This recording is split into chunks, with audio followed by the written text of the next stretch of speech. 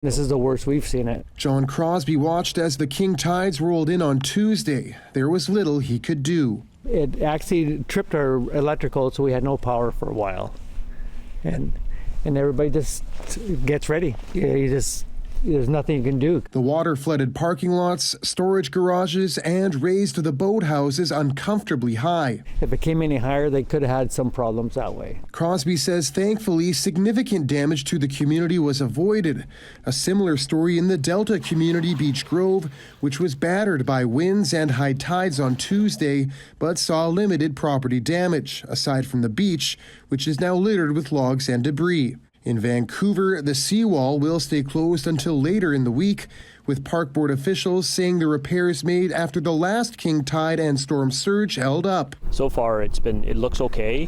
We'll obviously be doing in-depth inspections over the next coming days as the water levels reduce. Environment Canada says another exceptionally high tide, driven by the Earth's proximity to the moon, will come tomorrow.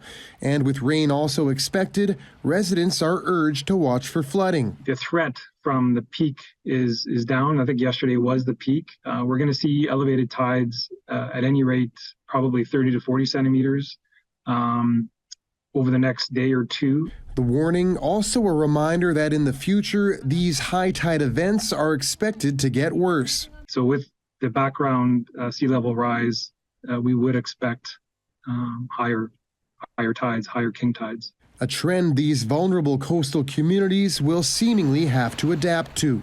We'll need to make some strides on how to improve the seawall and the shorelines. Cities and the government has to do something with the dredging out the river, and then also making the dike higher. Destruction is limited this time around, but these annual tides don't always play nice. Jon Hernandez, CBC News, Vancouver.